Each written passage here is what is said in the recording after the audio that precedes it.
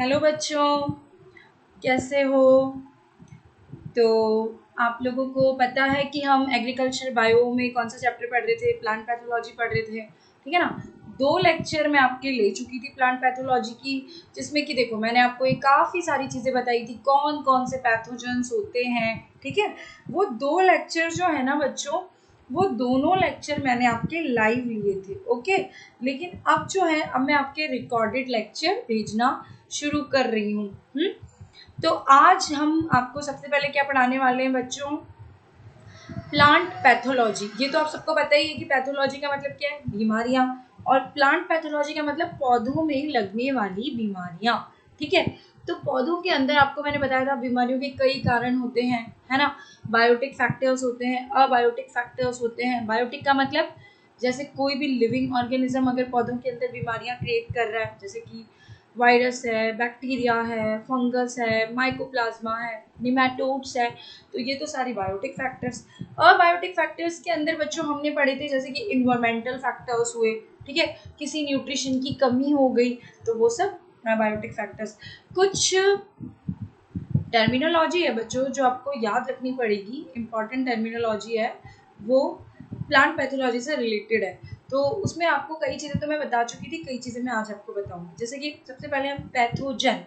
Pathogen का मतलब क्या होता है? बीमारी फैलाने वाला एजेंट, या जिसकी वजह से बीमारी हो रही है।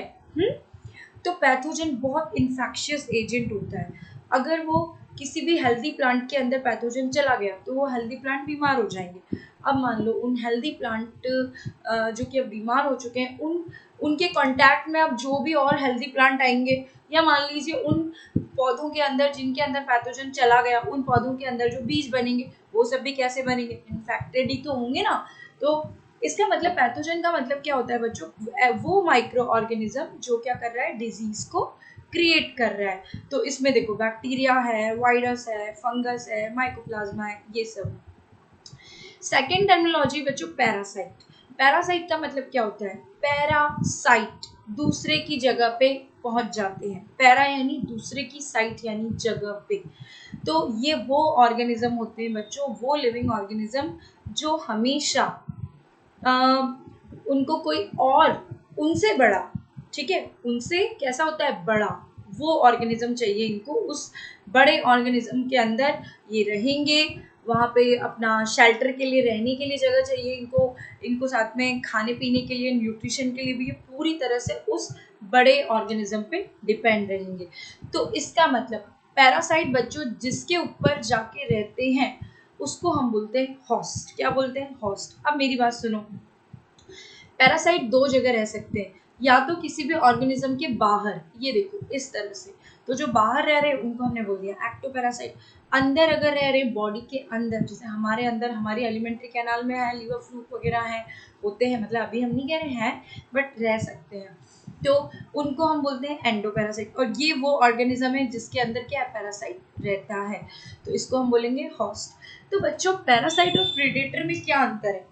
पैरासाइट और प्रेडेटर में ये अंतर है कि पैरासाइट जो है ना बच्चों, वो हमेशा और हमेशा होस्ट से कैसे होते हैं? छोटे। कैसे होते हैं? छोटे होते हैं। प्लांट और animal organism that live in और ऑन, या तो अंदर या ऊपर, कहाँ? दूसरे ऑर्गेनिज्म के ऊपर। And then it takes nutrition. Phytoplasma. तो फाइटोप्लाज्मा क्या होता है बच्चों? मैंने आपको बताया था, आप सबको पता है बैक्टीरिया के बारे में, सबको पता है ना बैक्टीरिया के बारे में। तो बैक्टीरिया जो है वो प्रोकैरियोट्स है। मैं यहाँ पे शॉर्ट में लिख देती हूँ, बैक्टीरिया क्या है बच्चों? प्रोकैरियोट्स है। और क्या क्या आते हैं प्रोकैरियोट्स में? बैक्टीरिया आता है। और क्या आते हैं प्रोकैरियोट्स में? माइकोप्लाज्मा आता है, ठीक है। और क्या आते हैं प्रोकैरियोट्स में? पीपीएलओज आते हैं, ठीक है। तो ये सब किस में आते हैं बच्चों? प्रोकैरियोट्स में।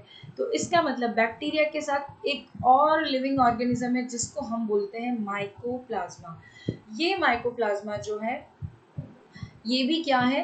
पैरासाइट है, ठीक है। अब ये माइकोप्लाज्मा अगर एनिमल्स के अंदर रहा तब तो हम इसको बोलेंगे माइकोप्लाज्मा, जैसे कि हमारे अंदर भी बॉडी के अंदर रहता है। अगर ये माइकोप्लाज्मा पौधों के अंदर पहुंच गया, तो जहाँ भी पौधे आ गए तो वहां पे टर्म चेंज हो जाती है बच्चों, फाइटोप्लाज्मा हो गया। अब क्या हो गया इसका नाम, माइकोप्लाज्मा से चेंज होके फाइटोप्लाज्मा। फाइटोप्लाज्मा क्या है, ऑब्लिगेट बैक्टीरियल पैरासाइट। अब ऑब्लिगेट का मतलब क्या होता है बच्चों, ऑब्लिगेट का मतलब होता है कि ये अपना जीवन, अपनी लाइफ चलाने के लिए ये हमेशा और हमेशा इसको होस्ट चाहिए ही सही।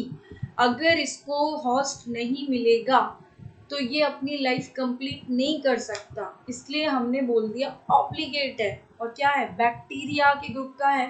Phytoplasma is a type of bacteria. Okay, ये बात ध्यान रखना। तो ऑब्लिगेट है, बैक्टीरियल है, पैरासाइट है। ठीक है, ऑब्लिगेट का मतलब वही, क्योंकि हमेशा इसको पौधे चाहिए ही चाहिए। तो बच्चों फाइटोप्लाज्मा पौधों के कौन से पार्ट में रहता है ये भी आप जान लो।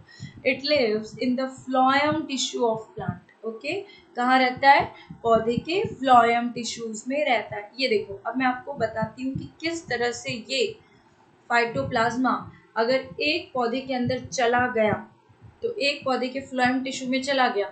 अब आप सबको पता है कि उस फ्लोएम टिश्यू के अंदर जब फाइटोप्लाज्मा है, अब अगर कोई इंसेक्ट आया और अगर उसने फ्लोएम से थोड़ा सा भी सेल सैप को सक किया, तो इसका मतलब कि वो फाइटोप्लाज्मा उस इंसेक्ट की बॉडी में चला जाएगा। और अब वो इंसेक्ट जब किसी हेल्दी प्लांट के ऊपर जाके बैठेंगे, तो वहां पे ये डिजीज प्लांट से हेल्दी प्लांट तक भी कैसे चला गया, इंसेक्ट वेक्टर के थ्रू चला गया। देखो, ये एक डिजीज प्लांट है। डिजीज प्लांट यानी कि वो पौधा है जिसके अंदर, जिसके फ्लोएम टिश्यू में यहाँ भीतर की तरफ फाइटोप्लाज्मा है। अब ये एक इंसेक्ट है, मॉथ इसको हम मान सकते हैं। ये मॉथ यहाँ के पौधे के ऊपर बैठा है और इसने क्या किया, जब ये ऐसे सक करके न्यूट्रिशन, फ्लोएम बाहर की तरफ होता है, ठीक है, तो फ्लोएम टिश्यू से न्यूट्रिशन ये सक कर रहा है इंसेक्ट। तो ये देखो, यहाँ से जो फाइटोप्लाज्मा है ये कहाँ चले गए, इस लीफ हॉपर के अंदर चले गए। ठीक है, ये देखो, तो ये लीफ हॉपर की सैलिवरी ग्लैंड्स है, यहाँ पे होते हुए ये फाइटोप्लाज्मा यहाँ आ गए। रेड रेड जो आपको दिख रहे हैं, दीज ऑल आर फाइटोप्लाज्मास। अब ये फाइटोप्लाज्मा धीरे धीरे इस लीफ हॉपर को भी इन्होंने इन्फेक्ट कर दिया, बाद में मल्टीप्लाई हो जाएंगे। बहुत सारे लीफ हॉपर के अंदर बहुत सारे फाइटोप्लाज्मा आ चुके हैं। अब जब ये लीफ हॉपर बच्चों किसी हेल्दी प्लांट के ऊपर जाके बैठेगा, तो ये जो लीफ हॉपर है ये उस हेल्दी प्लांट के अंदर जब वापस से सेल सैप को सक करने लगेगा, तो उसकी फ्लोएम सेल्स को भी क्या कर देगा, इन्फेक्ट कर देगा। क्यों, क्योंकि ये क्या कर रहा है, यहाँ से इनोकुलेशन, इनोकुलम क्या होता है, वो सब्सटेंस जो बीमारी फैलाते हैं, तो वो इनोकुलम अभी किसके अंदर है, इस फाइटोप्लाज्मा, इस इंसेक्ट के अंदर है। और इनोकुलम क्या होता है, इनोकुलम का मतलब वही माइकोप्लाज्मा, उन्हीं को हम इनोकुलम बोलेंगे। क्योंकि जब वो माइकोप्लाज्मा या वो फाइटोप्लाज्मा इस लीफ हॉपर के थ्रू वापस से इस हेल्दी प्लांट के अंदर चले गए, तो ये जो हेल्दी प्लांट है ये भी क्या हो जाएगा, डिजीज हो जाएगा। आधी बात समझ में। सैप्रोफाइट्स क्या होते हैं बच्चों, कुछ ऐसे भी ऑर्गेनिजम्स होते हैं पूरे के पूरे नेचर में, कुछ ऐसे ऑर्गेनिजम्स, ऐसे लिविंग ऑर्गेनिज्म होते हैं जो अपना न्यूट्रिशन मरे हुए पौधों, मरे हुए एनिमल्स से अपना न्यूट्रिशन क्या करते हैं, लेते हैं। ठीक है, तो अब ऐसे लिविंग ऑर्गेनिज्म कौन कौन से हो सकते हैं, फंगस होता है बच्चों, फंगस है, बैक्टीरिया है। तो ये ऐसे होते हैं, फंगस और bacteria are the living organism which get nutrition from dead या decayed plant और animals। ठीक है, तो कौन से फंगस है, म्यूकर फंगस है, राइजोपस फंगस है, ब्रेड मोल्ड भी जिसे हम कहते हैं। तो ये देखो, सैप्रोफाइटिक प्लांट्स क्या है, they derive their nutrition from dead and decaying organic matter. मरे सड़े गले ऑर्गेनिक मैटर से इनको अपना फूड मिलता है। तो वे कैसे लेते हैं अपना फूड, ये क्या करते हैं ऑर्गेनिज्म, जब उन डेड और डेड प्लांट या डेड एनिमल्स या उनके प्रोडक्ट्स के ऊपर बैठेंगे, तो सबसे पहले ये क्या करेंगे, वहां पे डाइजेस्टिव जूस सिक्रीट करेंगे। तो वो जो जूस है यानी कि लिक्विड सिक्रीट किया, वो लिक्विड क्या करेगा, जो सॉलिड ऑर्गेनिक मैटर है उसको किस में कन्वर्ट कर देगा, लिक्विड फॉर्म में। अब उसके बाद उस लिक्विड फॉर्म को ये आराम से एब्जॉर्ब कर लेंगे और जिससे इनका आराम से खाना पीना चलता रहेगा। तो एग्जाम्पल देखो आप, सैप्रोफाइटिक प्लांट्स कौन से होते हैं, मोनोट्रापा, मशरूम्स एंड ब्रेड माउथ, ये सब क्या होते हैं बच्चों, सैप्रोफाइटिक प्लांट्स। होस्ट क्या होता है, the organism from which parasites obtain their nutrition या शेल्टर। जस्ट मैंने अभी आपको बताया था पैरासाइट को रहने के लिए क्या चाहिए, एक और ऑर्गेनिज्म चाहिए जो पैरासाइट्स के कंपैरिजन में कैसा होता है, बहुत बड़ा होता है, ठीक है। तो उसको हमने क्या बोल दिया, होस्ट बोल दिया। अब अगली टर्म है बच्चों हाइपरप्लासिया। हाइपरप्लासिया और हाइपरट्रॉफी, ये दो ऐसी टर्म है जिसमें बच्चे अक्सर कंफ्यूज हो जाते हैं कि क्या मतलब होता है हाइपरप्लासिया का, क्या मतलब होता है हाइपरट्रॉफी का। तो ये देखो मैं इसको एक बहुत अच्छे ढंग से आपको यहाँ समझाने वाली हूँ। Difference between hyperplasia and hypertrophy. Hyperplasia का मतलब होता है बच्चों an increase in the number of cells. अगर किसी भी टिश्यू के अंदर सेल्स का नंबर अगर बढ़ जाए, यानी जहाँ पे 2 सेल या 1 सेल होनी चाहिए थी उसकी जगह बहुत ज़्यादा सेल्स बनती जा रही हैं, तो उस कंडीशन को हम बोलेंगे हाइपरप्लासिया। जैसा कि यहाँ पे देखिए, यहाँ पे आप देखिए हाइपरप्लासिया के अंदर क्या होता है, यहाँ पे आप देखो एक सेल है, एक सेल की जगह इस टिश्यू के अंदर कितनी सेल्स हो गई, 1 2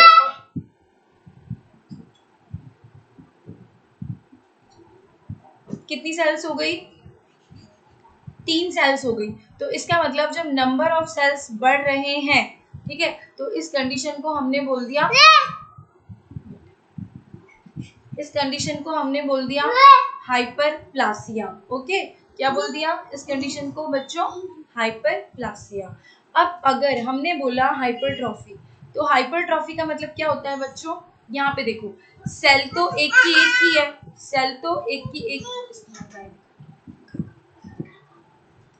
ठीक है, सेल तो एक ही है हाइपरट्रॉफी में, मगर सेल का साइज कैसा हो गया बच्चों, बड़ा। तो अब बात समझ में आई आपको, हाइपरट्रॉफी के अंदर केवल और केवल किस में इंक्रीज होता है, सेल के साइज में इंक्रीज होता है, और हाइपरप्लासिया में सेल का साइज तो वही रहता है लेकिन सेल का नंबर बढ़ जाता है। आ गई बात समझ में। तो ये देखो अब हम आपको बताने वाले हैं बच्चों ऑब्लिगेट पैरासाइट क्या होते हैं। ये जस्ट मैंने अभी आपको एक टर्म बताई थी ऑब्लिगेट पैरासाइट, यानी कि ऑब्लिगेट का मतलब है, और दो टर्म तुम इस चैप्टर में पढ़ोगे बच्चों, ऑब्लिगेट और फैकल्टेटिव, ठीक है। यानी कि पैरासाइट दो तरह के होते हैं, एक तो होते हैं ऑब्लिगेट, एक होते हैं फैकल्टेटिव। ये तो आपको पता है ऑब्लिगेट का क्या मतलब है, जिनको वो पैरासाइट जिनको अपनी लाइफ साइकिल कंप्लीट करने के लिए होस्ट की जरूरत हमेशा पड़ती ही है, तो उसको तो हमने बोल दिया ऑब्लिगेट पैरासाइट। ये देखो ऑब्लिगेट का मतलब यही है, obligate parasite requires finding and invading the host to complete its life cycle. सबसे पहले तो वो ढूंढेगा, फाइंडिंग का मतलब होस्ट को ढूंढना और उसके ऊपर अटैक करना। क्यों, क्योंकि उसे क्या करनी है, अपनी लाइफ साइकिल कंप्लीट करनी है। तो जनरली नेचर के अंदर मोस्ट ऑफ द पैरासाइट होते हैं ना, वो बच्चों ऑब्लिगेट ही होते हैं। जैसे कि वायरसेस है, वायरस एक ऑब्लिगेट पैरासाइट है क्योंकि वो बिना होस्ट के कभी भी वायरस न तो ग्रो कर सकता, न मल्टीप्लाई कर सकता, न अपना असर दिखा सकता, ठीक है। दूसरे टाइप के पैरासाइट्स होते हैं बच्चों जिनको हमने बोल दिया फैकल्टेटिव पैरासाइट्स। तो क्या मतलब होता है फैकल्टेटिव पैरासाइट्स का, ये पैरासाइट जनरली इसका मतलब है कि इनको होस्ट की जरूरत नहीं है, होस्ट मिला तो ये होस्ट के ऊपर जाके अटैक भी कर देंगे, मतलब तब ये क्या हो जाएंगे, पैरासाइट की तरह बिहेव करने लग जाएंगे, मगर जनरली इनको पैरासाइट की कोई ज़रूरत नहीं होती। मतलब कि फैकल्टेटिव पैरासाइट्स क्या होते हैं, वो organism that live as parasites only when a host is available. अगर होस्ट मिला तो ये पैरासाइटिक की तरह बिहेव करेंगे, वरना अगर इनको कोई होस्ट नहीं मिल रहा तो ये नेचर में आराम से बिना किसी होस्ट के फ्री लिविंग अपनी लाइफ स्टाइल जी सकते हैं। मतलब इनको जीने के लिए होस्ट की ज़रूरत नहीं है, और ऑब्लिगेट को जीने के लिए होस्ट की ज़रूरत है। बात समझ में आ गई। तो ये देखो ऑब्लिगेट का मतलब it is completely dependent on the host to complete its life cycle, means these parasites can't live without the host. Example virus, example fungus. Clear सबको। नेक्रोसिस बच्चों, नेक्रोसिस का मतलब क्या होता है, अब देखो अब थोड़ी नई नई टर्म्स नई नई टर्म्स हम लोग पढ़ने वाले हैं। नेक्रोसिस का मतलब होता है बच्चों, पौधों के जो टिश्यूज होते हैं ना वो डेड हो जाना। क्या हो जाना? पौधों के टिश्यूज कैसे हो जाते हैं? डेड हो जाते हैं। यहाँ पे आपको एक डायग्राम दिख रहा है, इसके अंदर आपको पत्तियों के अंदर बिल्कुल एकदम मरे हुए पार्ट, एकदम छलनी छलनी पार्ट दिख रहे हैं। तो यानी कि पत्तियों के अंदर यहाँ पे क्या सिम्टम नजर आ रहे हैं बच्चों आपको? इन सिम्टम्स को हम बोलेंगे नेक्रोटिक सिम्टम्स, डेड स्पॉट्स, मरे हुए धब्बे। ठीक है, तो इसकी अगर हम एक लाइन में एकदम बच्चों जैसी डेफिनेशन हम चाहें तो हम बोल सकते हैं नेक्रोसिस इज द किलिंग और कोलैप्सिंग ऑफ टिश्यूज। ठीक है, लेकिन हम इसको थोड़ा ऐसे भी हम इसको लिख सकते हैं, व्हेन द लिविंग सेल्स, आप भी लिखना चाहो तो लिख लो, व्हेन द लिविंग सेल्स और टिश्यूज डाई, ठीक है, और डीजेनरेट, ठीक है, या तो मर जाएंगे या डीजेनरेट हो जाएंगे, डाइट और डीजेनरेटेड कर लेते हैं। ठीक है, सो इस कंडीशन को हम क्या बोलते हैं? नेक्रोसिस बोलते हैं। So this condition is called necrosis. Okay, अब देखते हैं कुछ और नेक्स्ट डेफिनेशन, क्लोरोसिस। आपको नजर आ रहा है क्लोरोसिस का मतलब क्या होता है? पत्तियां कैसी दिख रही है आपको? पीली पीली दिख रही है। तो ये जो पत्तियों का पीला पड़ना है ना, इस टर्म, इसको हम क्या बोलते हैं? इस पीला पड़ने की कंडीशन को हम क्या बोलते हैं? क्लोरोसिस बोलते हैं। ठीक है, इसके पहले एक चीज और, जनरली आपको ये तो मैंने बता दिया कि नेक्रोसिस का मतलब क्या होता है, लिविंग सेल्स और टिश्यूज का डाइट और डीजेनरेट होना। पौधों में नेक्रोसिस कहाँ हो सकता है? लीफ के अंदर हो सकता है। कौन कौन से पार्ट्स है पौधों के जो नेक्रोटिक सिम्टम्स शो कर सकते हैं?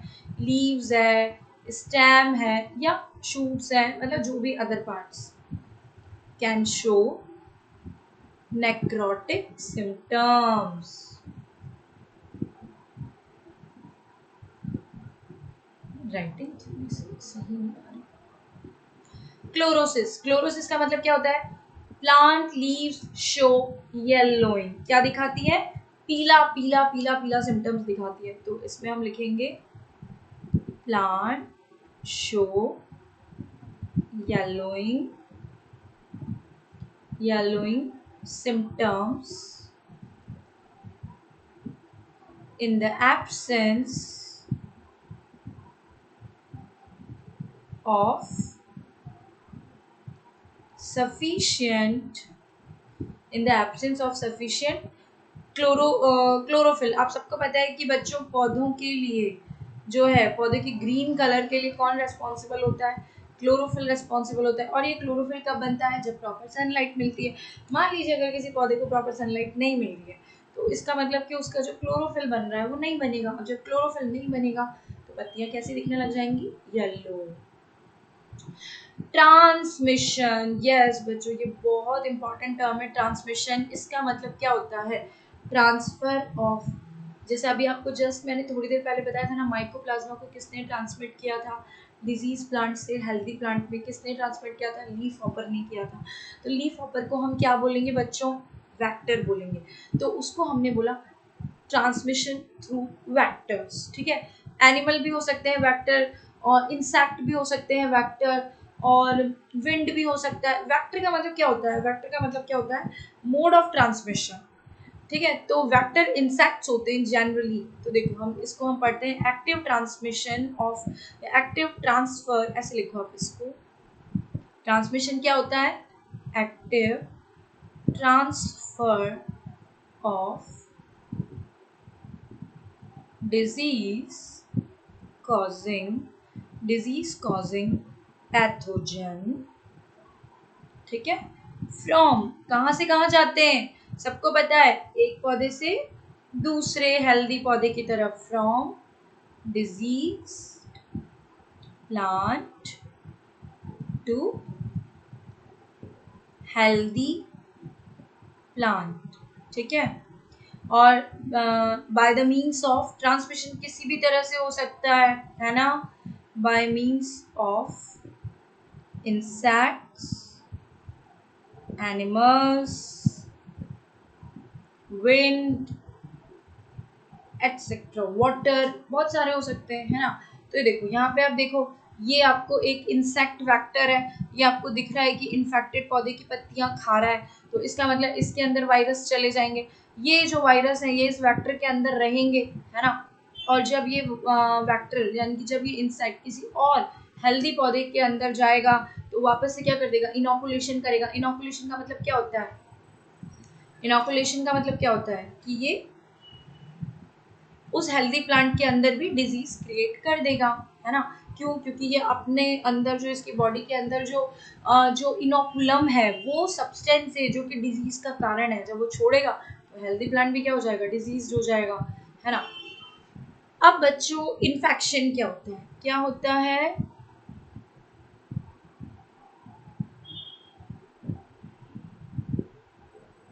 चलो हम ट्रेस कर देते हैं, बहुत सारी चीजें आ रही हैं। इन्फेक्शन क्या होता है बच्चों, तो इन्फेक्शन आप सबको पता है इन्फेक्शन क्या होता है। देखो जैसे कि अभी कोरोना वायरस कितना फैल रहा है ना, फैल रहा है नहीं फैल रहा है, तो कई लोगों को तो ये पता भी नहीं होगा कि उनके अंदर कोरोना वायरस है, जब तक कि उनकी बॉडी कुछ ऐसे सिम्टम्स ना या कुछ ऐसे साइंस शो ना करे।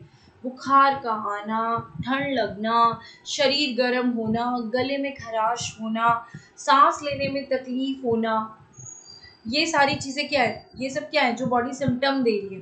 फिर जब तुम्हें इतने सारे सिम्टम्स तुम्हारी बॉडी शो करेगी तब तुम क्या करोगे, तब तुम्हें लगेगा यार मुझे ना टेस्ट करा लेना चाहिए, ठीक है। कोरोना ऐसा नहीं कि आज आप किसी भी इन्फेक्टेड पर्सन के कांटेक्ट में और आपको तुरंत आप भी बीमार पड़ गए, नहीं। जब हमारी बॉडी के अंदर माइक्रो ऑर्गेनिज्म या पैथोजेंस जो डिजीज क्रिएट कर रहे हैं, जब पैथोजन हमारी बॉडी के अंदर जाते हैं तो जाने के बाद उनको ना बच्चों टाइम लगता है, असर दिखाने में क्या लगता है, उनको टाइम लगता है। तो जब टाइम लगने का मतलब बॉडी के अंदर क्या करते हैं, वो कोई गेम खेलने लग जाते हैं या नहीं, वो जब हमारी बॉडी में जाएंगे तो हमारी बॉडी के अंदर से उनको न्यूट्रिशन मिलेगा तो उससे क्या होगा, वो धीरे धीरे मल्टीप्लाई होगा, अपना नंबर बढ़ाएंगे। हमारा जो इम्यून सिस्टम है वो धीरे धीरे उनको अटैक करके, अगर मान लो हो सकता है हमारा इम्यून सिस्टम इतना स्ट्रांग हो कि वो उन माइक्रो ऑर्गेनिज्म को तुरंत मार डाले, किल कर दे। बट जिन लोगों का इम्यून सिस्टम वीक होता है तो उनमें क्या होता है, जब वो माइक्रोब्स अपनी संख्या बढ़ाते जाते हैं अपना असर दिखाते हैं, और उसके बाद क्या होता है, जब कंप्लीट उनका जब असर दिखने लग जाता है तो हम बोलते हैं कि हम भी इन्फेक्टेड हो गए हैं। तो ये तो बात थी चलो एनिमल्स की। अब अगर हम बात करते हैं बच्चों प्लांट्स के अंदर इन्फेक्शन का मतलब क्या होता है, तो आपको बच्चों यहाँ पे कुछ बीमारियों के सिम्टम नजर आ रहे हैं। जैसे कि अगर हम बात करें ये वाला, तो देखो मौसमी के अंदर ये आपको सिट्रस कैंकर बीमारी इस तरह से नजर आ रही है, या आपको अंगूर के अंदर डाउनी मिल्ड्यू डिजीज नजर आ रही है, यहाँ पे भी आपको पत्तों के अंदर एंथ्रेक्नोज डिजीज नजर आ रही है।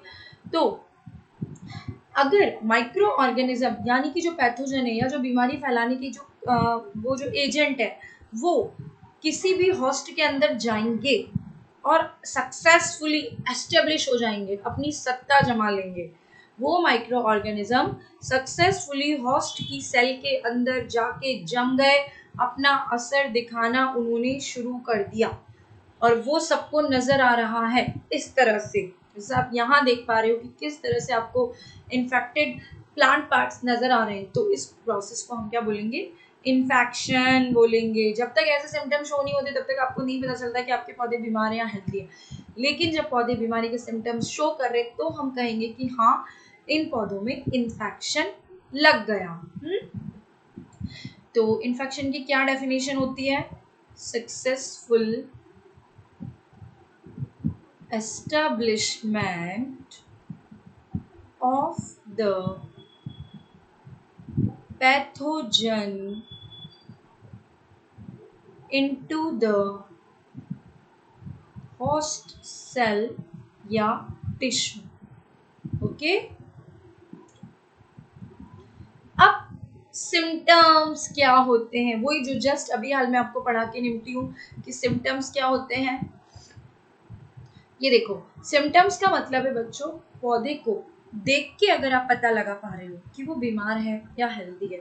अब देखने पे तो कई तरह के सिम्टम्स आपको नज़र आते हैं, जैसे कि अगर मिल्ड्यू, डाउनी मिल्ड्यू है पौधों के अंदर, मान लीजिए अगर फंगस से डाउनी मिल्ड्यू डिजीज हो गई अंगूरों के अंदर, ये देखो जैसे यहाँ पे आपको ग्रेप के अंदर डाउनी मिल्ड्यू के सिम्टम्स नजर आ रहे हैं, यहाँ पे आपको नेक्रोटिक सिम्टम्स नजर आ रहे हैं, पूरे टिश्यूज बर्न एकदम डेड हो चुके हैं, यहाँ पे आपको लीफ स्पॉट नजर आ रहे हैं, यहाँ पे आपको शॉर्ट होल्स नजर आ रहे हैं। तो these all are the different kind of symptoms. और ये जितने भी सिम्टम होते हैं ना बच्चों, ये हर एक बीमारी के लिए अलग अलग होते हैं। बात समझ में आ रही है? जैसे डाउनी मिल्ड्यू बीमारी के सिम्टम अलग है, नेक्रोसिस के सिम्टम अलग है, लीफ स्पॉट के सिम्टम अलग है ना? तो इसका मतलब सिम्टम्स क्या है? पौधे के ऊपर कुछ ऐसे लक्षण नजर आ रहे हैं जिनके बेसिस पे आप कह रहे हो कि यार ये पौधा कुछ ऐसे एक्सप्रेशन शो कर रहा है जिसकी वजह से मुझे लग रहा है कि इस पौधे को कोई ना कोई क्या हो चुकी है, बीमारी हो चुकी है। तो उनको हम क्या बोलेंगे? उन एक्सटर्नल या इंटरनल इम्प्रेशंस को हम क्या बोलेंगे बच्चों? सिम्टम्स बोलेंगे। तो देखो the external oblique internal expression in the host plant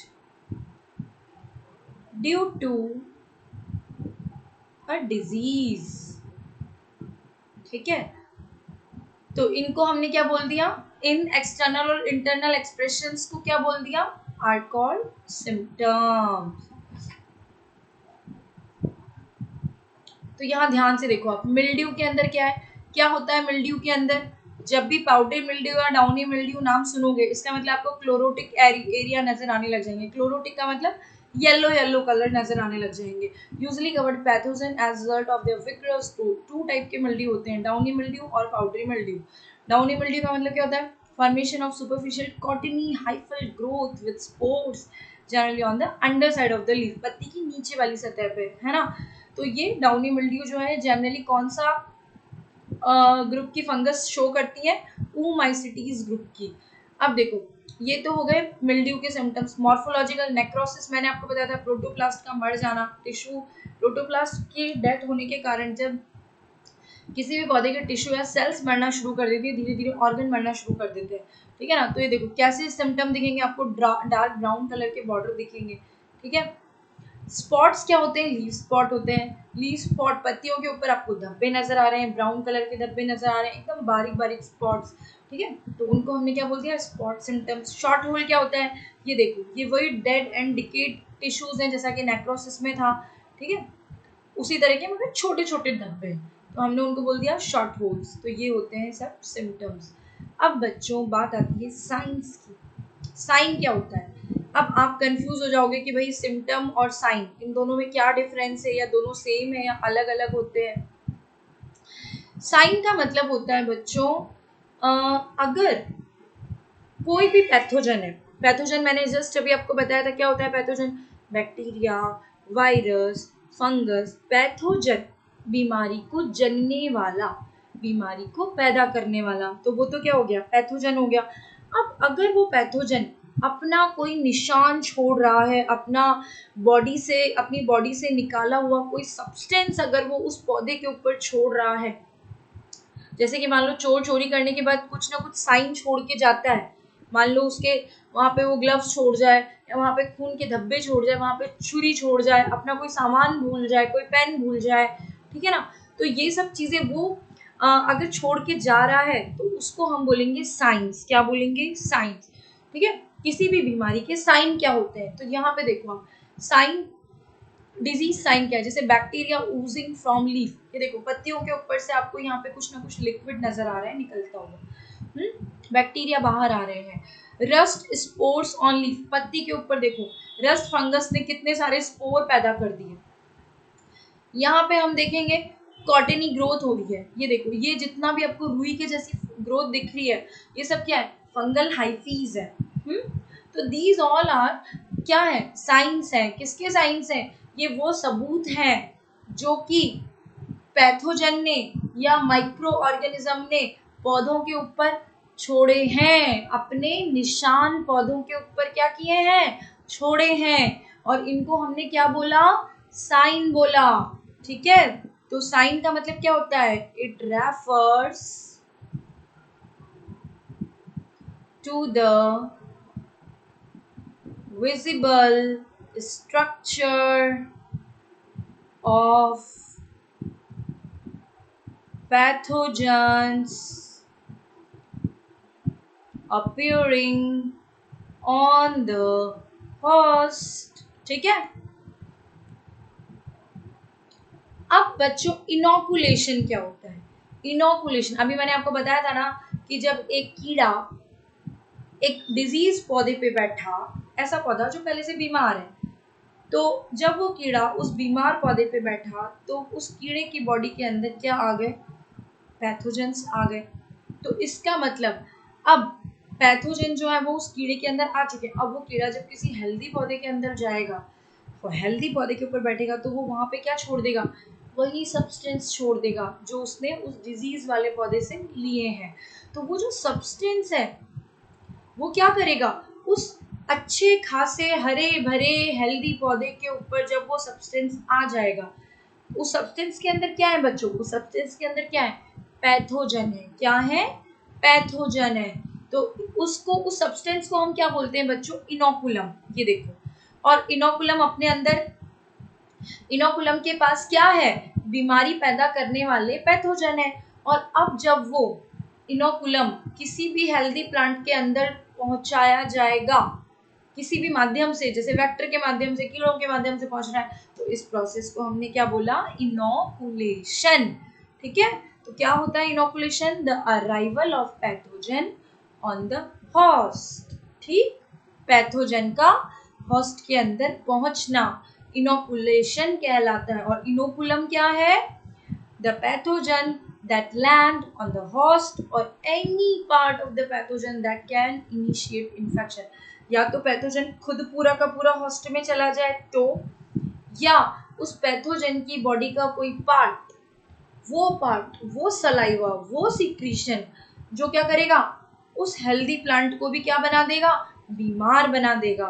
तो उस पैथोजन के उस पार्ट को भी हम क्या बोलते हैं बच्चों, इनोकुलम बोलते हैं। क्या बोलते हैं, इनोकुलम बोलते हैं। ठीक है ना, तो इनोकुलम की डेफिनेशन क्या होती है, it is the material of infection which is required to infect the host cell, है ना, and it is the specific portion of the pathogen. तो इनोकुलेशन, इनोकुलम की डेफिनेशन लिखते हैं हम सबसे पहले।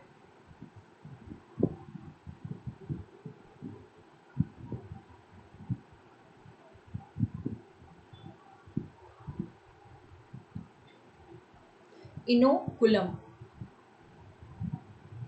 क्या होता है, इनोकुलम लिखो, it is the material of, it is the material of infection which is required to infect the host cell, and it is the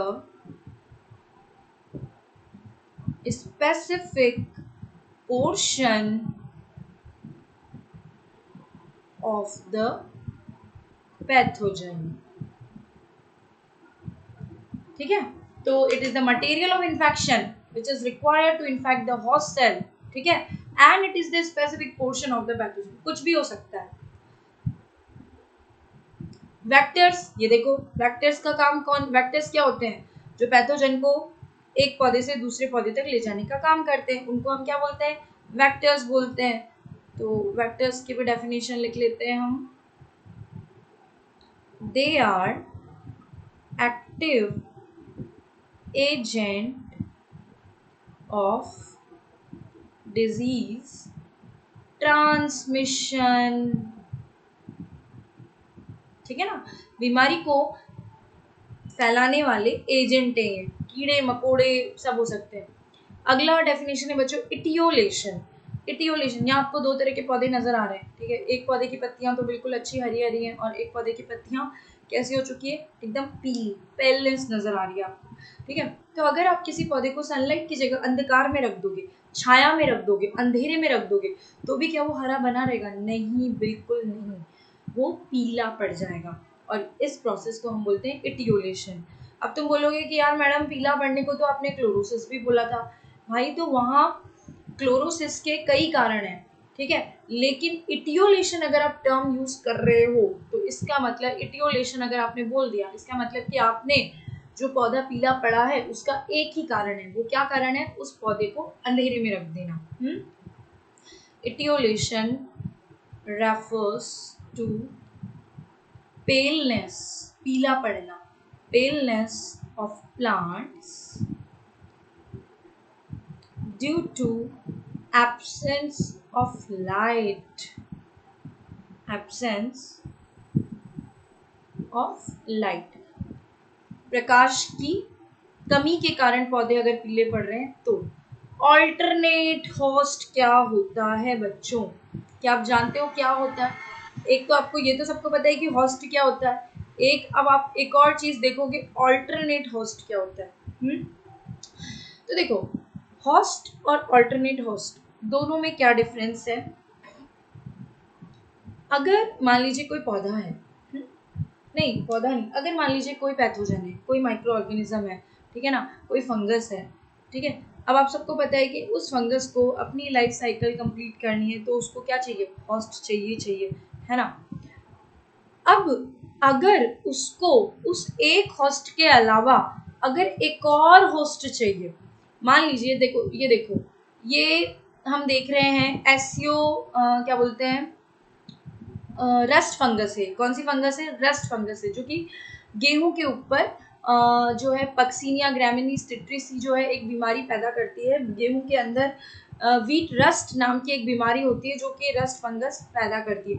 अब इस रस्ट फंगस को बच्चों अपनी लाइफ साइकिल कंप्लीट करने के लिए दो पौधों की जरूरत पड़ती है। एक तो इसको पड़ती है गेहूं के पौधों की जरूरत और दूसरी इसको पड़ती है बारबेरी के पौधों की जरूरत, ठीक है। तो ये देखो, इस रस्ट फंगस को, जैसा कि मैंने बोला कि इसको दो तरह के पौधों की जरूरत पड़ रही है। कैसे? ये अपने जीवन की जो असेक्सुअल स्टेज है, यानी कि जिसमें कि इसकी केवल और केवल वो वाली ग्रोथ होगी, वेजिटेटिव ग्रोथ होगी, है ना। तो उस स्टेज को तो ये गेहूं के पौधे पे कंप्लीट करेगा, ठीक है। और अपने जीवन की जो सेक्सुअल स्टेज होगी, जब ये खुद स्पोर बनाएगा, सेक्सुअल रिप्रोडक्शन करेगा, ठीक है, तो वो स्टेज ये कौन से पौधे पे कंप्लीट करेगा? बैरबेरी पौधे पे। तो ये जो बैरबेरी का पौधा है ये हुआ ऑल्टरनेट होस्ट, ठीक है। तो ऑल्टरनेट होस्ट क्या होता है? ये भी इसका मतलब ऑल्टरनेट होस्ट जो है, जैसे कि बैरबेरी का जो पौधा है वो भी उसी फैमिली का होगा जिस फैमिली का क्या है? गेहूं है, ठीक है ना। तो दोनों का जीनस वगैरह सेम ही होगा, स्पीशीज भी सेम ही होगी। तो one alternate host is one of the species of host. तो मेन होस्ट तो क्या हुआ? गेहूं हुआ, मगर गेहूं की ही प्रजाति का एक खरपतवार होता है, गेहूं की ही जाति का एक खरपतवार होता है जिसको हम क्या बोलते हैं? बैरबेरी बोलते हैं। ऑन विच, और उस बैरबेरी के पौधे के ऊपर सम पैथोजेंस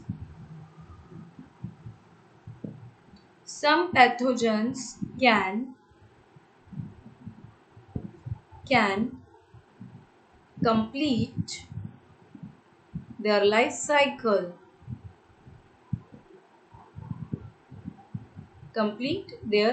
cycle, ठीक है। तो एक होस्ट को तो हमने क्या बोल दिया, जो मेन होस्ट है, और वो जो दूसरा होस्ट है उसको हम क्या बोलेंगे? Alternate host. तो बच्चों अगर ये ऑल्टरनेट होस्ट नहीं मिला, ठीक है ना, तो क्या होगा? क्या ये माइक्रो ऑर्गेनिज्म अपनी लाइफ साइकिल कंप्लीट कर पाएगा? नहीं कर पाएगा। फंजीसाइड्स क्या होते हैं बच्चों? अच्छा, इसका एग्जांपल आपको मैं बता ही देती हूँ, पक्सीनिया, यहाँ पे आप लिख दो।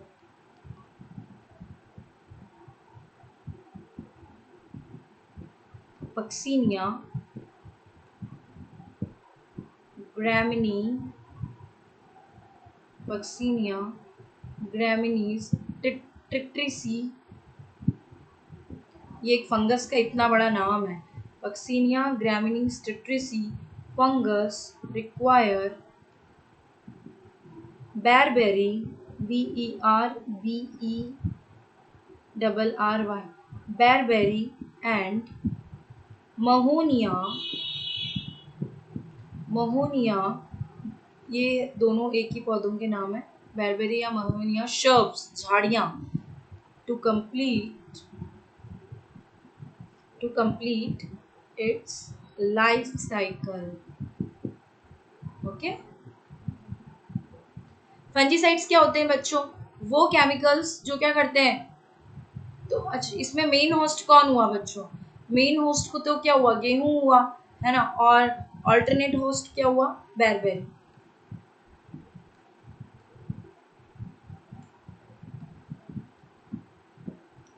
अल्टरनेट होस्ट क्या हुआ, बेरबेरी। ओके। फंजीसाइड्स क्या होते हैं? वो केमिकल सब्सटेंस जो कि फंगस को किल करने का काम करते हैं, उनको हम क्या बोलते हैं? Fungicides are chemical substances used to kill the growth of fungus।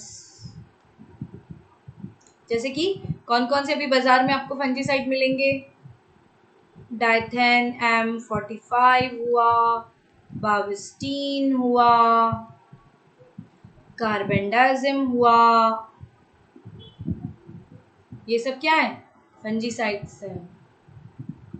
Disease cycle क्या होता है बच्चों? डिजीज साइकिल, इसको हम कंप्लीट लिखें,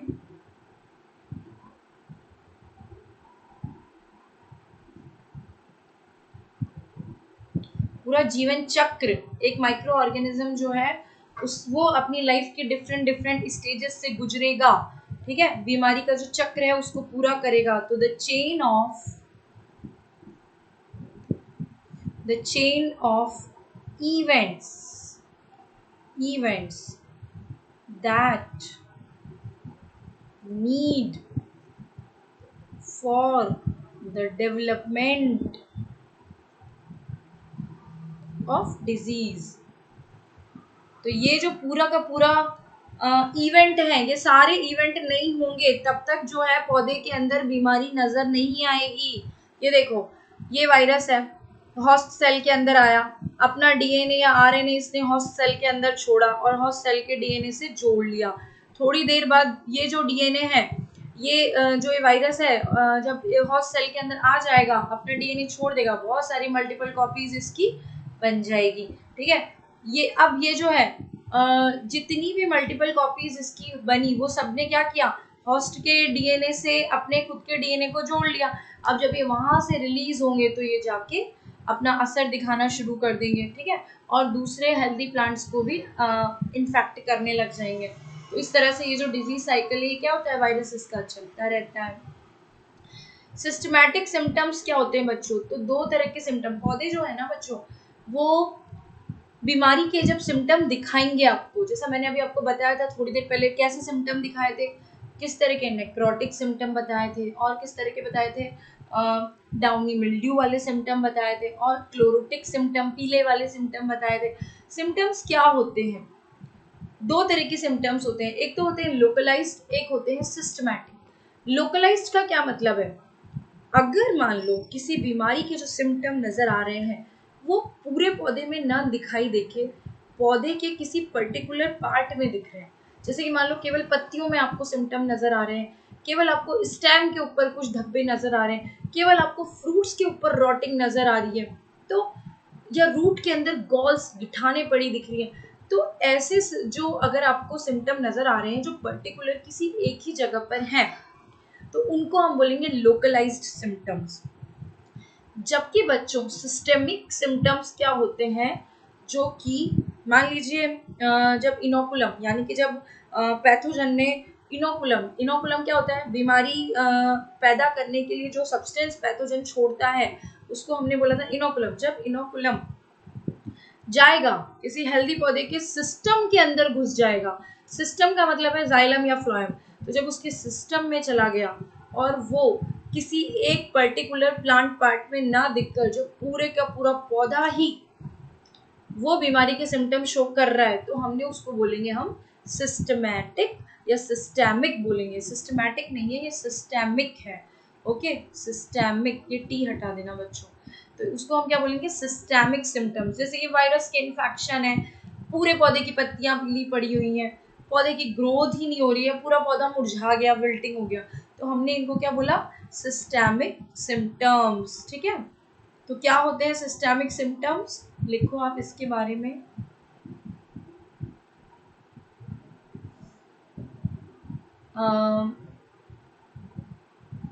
physiological changes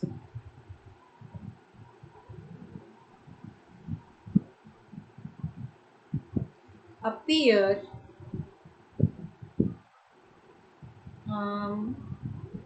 on the whole plant body। ठीक है, जैसे कि विल्टिंग, जैसे कि बोनापन हो जाए, ड्वार्फिंग, जैसे कि येलोइंग। ठीक है, तो ये जब पूरे के पूरे प्लांट बॉडी सिम्टम शो कर रही है, ठीक है, क्यों? क्योंकि जो पैथोजन है वो कहाँ चला गया? पौधे के सिस्टम के अंदर चला गया। तो हम ऐसे सिम्टम्स को क्या बोलेंगे? Systemic symptoms. इसी तरह से बच्चों सिस्टेमिक केमिकल्स भी होते हैं। तो वो दवाइयाँ या वो फंजीसाइड या वो बैक्टीरिसाइड जिनको अगर हम छिड़क रहे हैं तो वो पौधे के सिस्टम के अंदर जाकर फिर अपना असर दिखाएंगे, तो उन दवाइयों को हम बोलेंगे बच्चों सिस्टेमिक केमिकल्स या सिस्टमैटिक केमिकल्स। सिस्टेमिक केमिकल्स, ये यहाँ पे भी देखो हमने ये गड़बड़ कर दी स्पेलिंग की, सिस्टेमिक आएगा, सिस्टेमिक, MIC, सिस्टेमिक केमिकल्स यहाँ लिख देती हूँ मैं, तुम गलत मत करना। सिस्टेमिक केमिकल्स क्या होते हैं? ये देखो, ये इस तरह से, जैसे ये जो है यहाँ पे आपने सिस्टेमिक केमिकल जमीन पे छिड़का, अर्थ के अंदर जाके पौधे के रूट सिस्टम से होता होता होता होता शूट सिस्टम तक आके फिर पत्तियों के अंदर जब ये केमिकल जा रहा है, अब सारा केमिकल पत्तियों के अंदर चला चुका। अब अगर मान लो कोई कीड़ा इस पत्ती को खाएगा तो वो कीड़ा तुरंत मर जाएगा। ठीक है ना, क्योंकि हमने वो फंजीसाइडल सॉल्यूशन पूरे के पूरे पौधे के अंदर पहुंचा दिया है। तो इन केमिकल्स को हम क्या बोलेंगे? Systemic chemicals. तो ये केमिकल्स एक्चुअली पौधा कहाँ से एब्जॉर्ब करता है? पौधा जब एब्जॉर्ब करता है तो ये केमिकल पूरे पौधे के अंदर जाइलम पार्ट में चला जाएगा। Actually systemic chemicals are actually absorbed. बहुत इंपॉर्टेंट चीज़ें हैं बच्चों, बुक में बहुत मतलब ऐसे नहीं समझाई हुई है जैसा कि मैं आपको समझा रही हूँ, तो आप प्लीज़ ज़्यादा बुक की लैंग्वेज में मत जाना, नहीं तो आप खुद कंफ्यूज हो जाओगे। मैं आपको एक एक चीज़ एकदम क्लियर कट डायग्राम इमेजेस के थ्रू हम समझ रहे हैं, इसीलिए समझ रहे हैं, ये यही कारण है ताकि आपको जो चीज़ें हैं वो परमानेंट आपको याद हो जाए, आपको रटना नहीं पड़ेगा। आप खुद अगर डेफिनेशन आएगी एग्जाम में तो आप खुद से लिख सकोगे, क्योंकि आपको पता है कि आपको पढ़ाया जो है मैंने वो बिल्कुल इसी तरह से पढ़ाया है, बिल्कुल समझा समझा के, ताकि आपको चीज़ें रटनी ना पड़े। तो systemic chemicals are actually absorbed by plants when applied to seeds, soil और लीव्स। ठीक है, तो ये जो क्या है, ये जो केमिकल है पूरे प्लांट के टिश्यूज के अंदर सर्कुलेट होते हैं। तो these chemicals circulate in the plant tissue system. Okay बच्चों, एंटीबायोटिक्स की डिस्कवरी किसने की थी, क्या होती है एंटीबायोटिक्स, पता है आपको? एक साइंटिस्ट थे बच्चों, अलेक्जेंडर फ्लेमिंग। तो उनसे ना एक्सीडेंटली, मतलब वो करना नहीं चाह रहे थे एंटीबायोटिक्स की डिस्कवरी, बट उनसे एक्सीडेंटली एंटीबायोटिक्स की डिस्कवरी हो गई। वो बच्चों एक बैक्टीरिया के ऊपर क्या है थोड़ा सा रिसर्च कर रहे थे, तो उन्होंने बैक्टीरिया को एक पेट्री डिश के अंदर ग्रो करा रहे थे। अचानक क्या हुआ कि पूरी पेट्री डिश में तो उन्हें बैक्टीरिया नजर आया, ये देखो ये स्टेफाइलोकोकस बैक्टीरिया, ये उनको पूरी पेट्री डिश में ग्रो करता हुआ नजर आएगा, मगर एक जगह ऐसी दिखेगी जहां पे वो बैक्टीरिया गायब हो चुका है, और वो जगह पे कौन है, एक फंगस है। कौन सी फंगस है? पेनिसिलियम फंगस ने क्या कर दिया, इस बैक्टीरिया की ग्रोथ को इनहिबिट कर दिया। इसका मतलब कि इस फंगस ने कोई एक ऐसा सब्सटेंस छोड़ा जिस सब्सटेंस ने इस बैक्टीरिया की ग्रोथ को रोक दिया। इसका मतलब एक लिविंग ऑर्गेनिज्म तो एक कंपाउंड, केमिकल कंपाउंड प्रोड्यूस कर रहा है, ऐसा केमिकल कंपाउंड जो एक लिविंग ऑर्गेनिज्म प्रोड्यूस कर रहा है, क्यों? ताकि वो दूसरे लिविंग ऑर्गेनिज्म जो कि क्या होता है, बैक्टीरिया होता है, उसकी ग्रोथ को रोक दे। तो what is the definition of antibiotic? Antibiotic is a chemical compound produced by one micro organism, ठीक है, that is able to kill or inhibit the growth of other microorganism, और generally बैक्टीरिया के लिए ही antibiotics काम करती हैं। आ गई बात समझ में आपको? तो बैक्टीरिया, सबसे पहली कौन सी एंटीबायोटिक बनाई गई थी? पेनिसिलिन। और किसने बनाया था? अलेक्जेंडर फ्लेमिंग ने। और कौन से, ये जो पेनिसिलिन है वो कौन सी फंगस से ली गई थी? Penicillium notatum. फिल्लॉइडी का क्या मतलब होता है बच्चों? फिल्लॉइडी का मतलब अगर किसी पौधे के यहाँ पे जहाँ फूल होने चाहिए, ठीक है, तो अगर किसी पौधे के जिस पार्ट पे फूल होने चाहिए उस पार्ट पे भी अगर मान लो पत्तियों का गुच्छा डेवलप हो जाए, फूल वाली जगह पे भी पत्तियां ही पत्तियां आ जाए, ठीक है, तो उस प्रोसेस को हम क्या बोलेंगे बच्चों? फिल्लॉइडी बोलेंगे। तो phyllody is a abnormal development of floral parts into leafy whorls या लीफी स्ट्रक्चर। ये देखो, phyllody is the most destructive disease of sesame, sesame phyllody होती है, in which all floral parts are transformed into green leafy structure caused by MLOs, mycoplasma से होती है। और इन mycoplasma को ट्रांसमिट करने का काम कौन से वेक्टर करते हैं बच्चों? लीफ हॉपर करते हैं, ठीक है। तो फिल्लॉइडी का मतलब क्या होता है वो हम लिख देते हैं, एबनॉर्मल, वैसे तो यहाँ लिखा हुआ है पर आप लिख लो, abnormal development of floral parts into leafy structure, ठीक। अब लास्ट डेफिनेशन है हमारी आज की, पैथोवर, ठीक है। पैथोवर का मतलब क्या होता है बच्चों?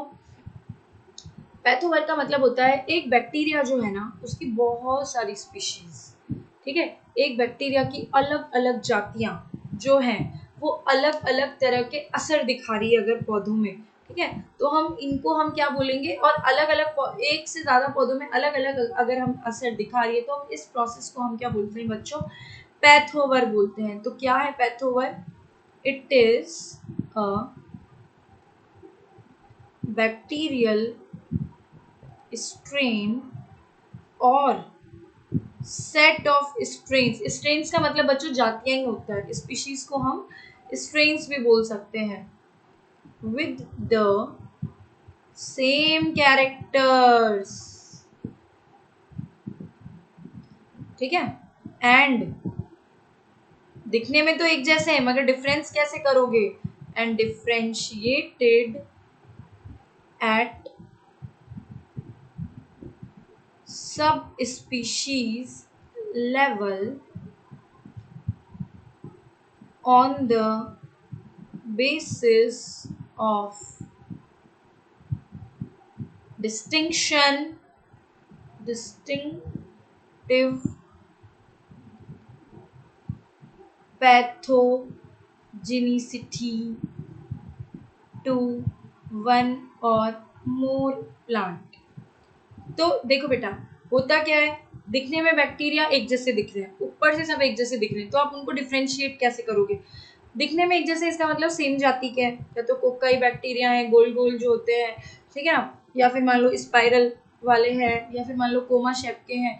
तो दिखने में तो एक जैसे हैं, स्पीशीज सेम है, मगर फिर भी वो सब स्पीशीज लेवल पे अलग अलग हैं। क्यों अलग अलग है? क्यों? क्योंकि उनका जो असर है वो हर पौधे पर वो अलग अलग असर दिखा रहे हैं, ठीक है।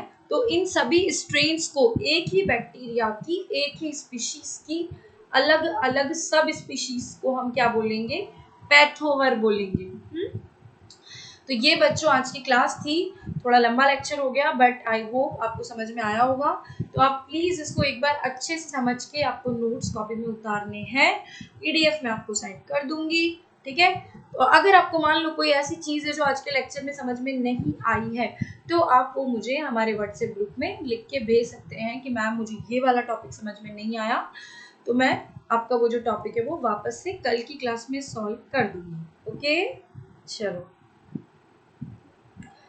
Thank you.